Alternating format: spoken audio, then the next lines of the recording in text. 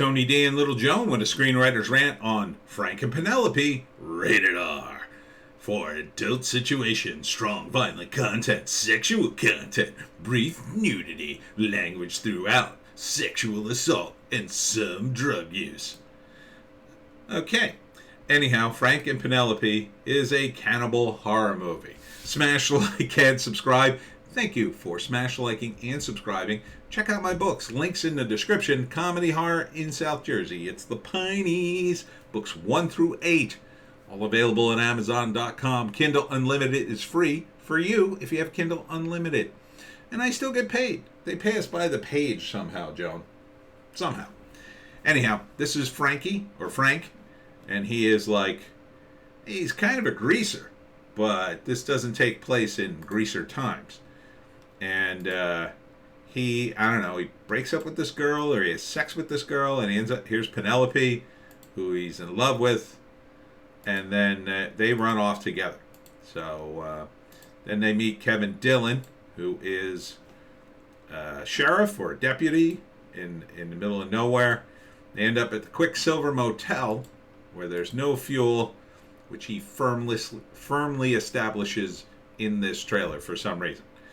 So they stop at the motel, and Frankie is just, the number one protagonist, and Penelope gets sexier and sexier in every shot of this trailer for some reason. Anyhow, they're madly in love, and there's lots of sex to be had and anger. But this town is weird. It says, "Don't stop for a meal," and this is the weird leader. Penelope looks out the window and sees a guy carrying a human leg. And it's because it's a town of cannibals. And this girl has the shakes because she's got the cannibal disease. Gives you the shakes if you get the disease. I think it's called kuru. And you get the shakes, and it rots your brain. And then if you eat somebody with kuru, you get it. So don't let that be a lesson. Don't eat people. And so they make a big to-do about eating people, and they're trying to, I guess, recruit cannibals. So they throw Frankie in a pit, and then I guess with bodies. Here's Kevin Dillon. I assume Kevin Dillon is not a main character. He gets killed, I'm guessing, because there's this scene where he pulls over a guy who's fighting with a girl, but they're in league, and then she creeps up behind him and puts a gun to his head, and I assume kills him. This is the main bad guy, Jonathan. Wow, that's a tough name. Shaich? Did you say Shaich? Is that how you pronounce that? I mean, he looks like a kind of a culty leader in this, so I mean, he's got a good look for it. I like the cast. I like the supporting cast. The main lovers, they look good. I don't know if I'm getting enough of the energy I want from them, because they're treating this whole cannibal thing very seriously, but the setup feels like a comedy, feels like a rockabilly comedy, which I feel like it should have been, especially with a name like Frank and Penelope. So only in theaters June 3rd. And then I thought about this trailer because I watched it, and then I went to have dinner, and I was doing other stuff, and I'm like, what the hell is this missing? And then it hit me. What's missing from this trailer is rockabilly music. Yes, there's no rockabilly music on this thing. The music's kind of just there. If at all. I'm trying to remember what the hell the music was. I don't even remember much music on it, quite frankly. But this, to me, should have been a weird, fun movie, because cannibals are kind of stupid. I mean, they aren't really cannibals. This is America. There are no cannibals out in the middle of the desert eating people. That's not, it's not a thing. It never was a thing.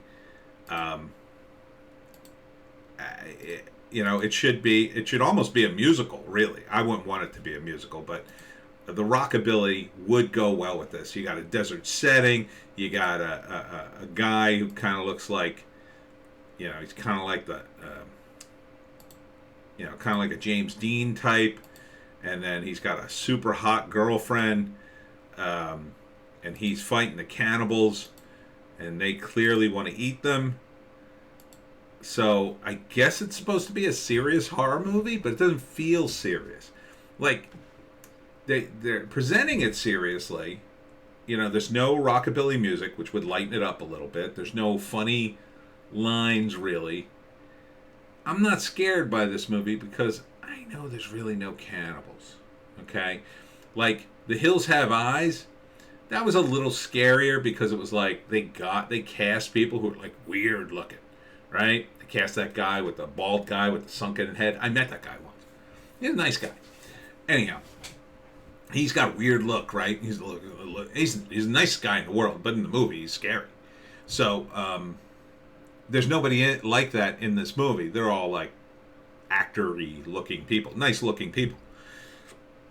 I like your leads. I like the look of the leads, but they should be, in my view, they should be chewing up the scenery. Like if Nicolas Cage was still 20, he'd be playing this role, and he'd be like sending it, right? He'd be doing some crazy imitation of Elvis, and he'd be wearing a rattleskin jacket and boots, and he'd be practically, this feels like it should be a Quentin Tarantino production, right? It should have Dick Dale music and stuff like that. But it's not here. Now, I don't know, maybe that's in the movie. Maybe it is funnier than the trailer lets on. But the trailer kind of presents it, the presentation's kind of a little staid. It's kind of a little flat. And it should be like a little more crazy, Because when you're presenting cannibals, like you're not going to sell me on cannibals. So ham it up. Have fun with it. Make this like professional wrestling kind of hammy. Otherwise, like if you're really going to sell me cannibals in the middle of the desert, well, you're going to have to do quite a song and dance. It's going to have to be more complex than this. You can't be kind of light and then not have, I don't know, the tone's missing. The rockabilly music would help it. You put rockabilly all the way through this, here's what you do. Low budget movie guys.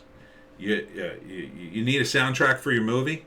You contact local unknown bands, at least as unknown as yourself, and you call them up and you say, hey, we're looking for music for our crazy zombie movie or cannibal movie or whatever, and we want to use your music. And it's can be a complicated deal if they have a record label or whatever, but a lot of times it's not a complicated deal if you're not looking to put out a soundtrack. A lot of times it's good advertising for the band, it's good music for you, it's a win-win for everybody. And then later, if things work out, maybe you negotiate, oh, let's do a soundtrack too, but and maybe even the record label will be fine with it, but and if you're low budget, obviously there's going to be very little money involved, but it gives the band something, a rockabilly band, let's say out in the Southwest somewhere that nobody knows, it gives them a little exposure, right? They can say, oh, our music's being featured in the Frankie and Penelope movie. That gives them something to advertise and talk about. And they're taking a chance, but it's not like they're signing away the rights to their music forever, and it's not like you're trying to gobble it up, right? So I think it's a win-win, and I think that's what this movie's missing. I think if they had a killer soundtrack that was like Dick Dale or Queens of the Stone Age kind of stuff, I think you'd be gung-ho to see this movie. I also think they needed to yuck it up a little bit. I think this actor, he's hamming it up a little bit, but I think he needs to be like chewing the scenery. I think his female lead is kind of trying to do that. Kind of reaches that moment. Now maybe I'm not seeing all the fun scenes with him. Maybe I'm only seeing the important scenes. I don't know. But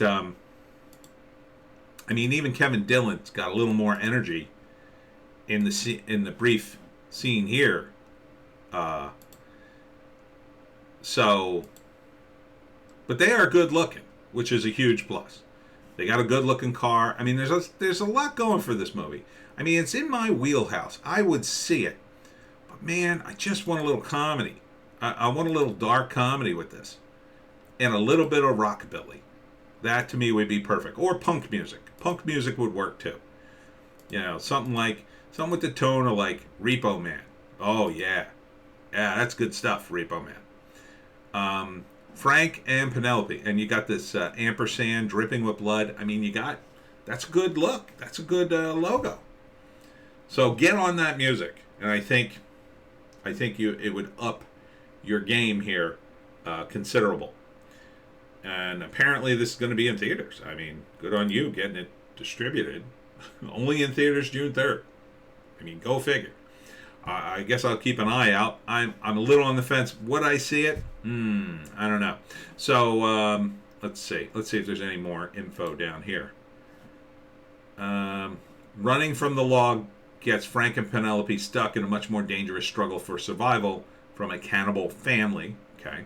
While on the run from the law, Frank and his stripper girlfriend Penelope find themselves miles from civilization while traveling along a deserted stretch of dirt road.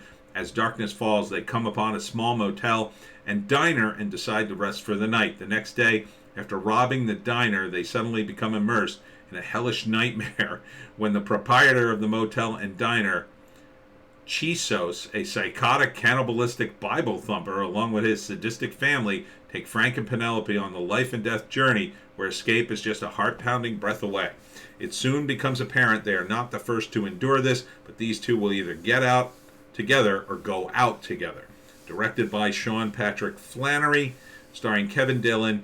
Oh, okay, so they're putting him in the cast. So I guess he's in it more than I say. Top of the list here. Billy Bundinich, who's the guy. Kaylee Cohen, who's the hot girl. Donna Erico, Jonathan Shaich, Sonia Eddy, Lynn Shay. Cinemas, June 3rd. Oh, here he is. Video on demand, July 11th. Rosebud Studios. Oh, they got merch and everything. Okay. So good. This is from Film Is Now. They got a lot of info here. So good on you, including all the info. I complained about that in the last one. So first act. They get in trouble with the law. I think they punched this guy. And he's a little punky too. So the punk music, man, I'm missing the punk music. They got the cool car and everything. So he gets into a trouble, beats the hell out of someone. So they take it to the road to get away. I guess that's a Dodge Charger. Looks cool. They end up in the middle of nowhere. Kevin Dillon becomes their friend, I think. They go to a motel to have sex on a car, I guess.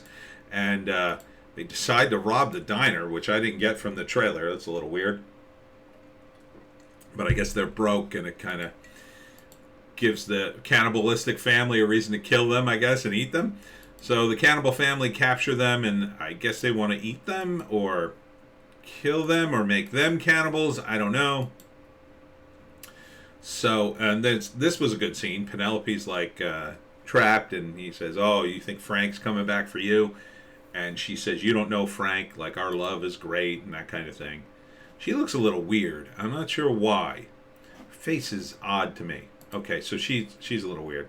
Kaylee Cowan looking hot as heck in this. Good on you. Good on you for looking hot. And then, so second act, they rob the diner. It doesn't go well. They get trapped by the cannibals. It's like a cat and mouse game. The cannibals torture them back and forth. Will they survive? Close calls. People get eaten. Kevin Dillon probably gets killed. Third act, they kill everybody and escape. Would be my guess. Frank and Penelope. Maybe. I mean, God, I'm just aching for that rockabilly soundtrack. All right, I gotta get going. My name is Tony D. This is Little Joe. Check us out on Odysee, Bitchute, and Rumble for more bass takes. We got a news blast and a Hollywoke hot take today. Remember, we do 4 videos today. Tomorrow I will be doing an Easter live stream late in the day. Not sure when. Got to do family stuff early in the day. So 2 o'clock's too early, but I don't know, maybe after dinner. So we'll see ya. See ya tomorrow.